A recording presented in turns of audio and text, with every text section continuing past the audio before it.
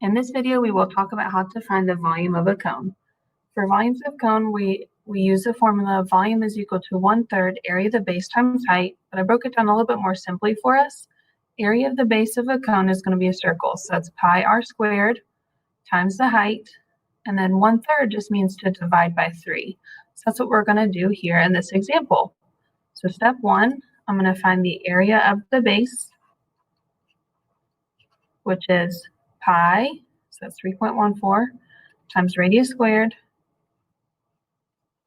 times, that's 2 times 2, and then times the height, which is 8.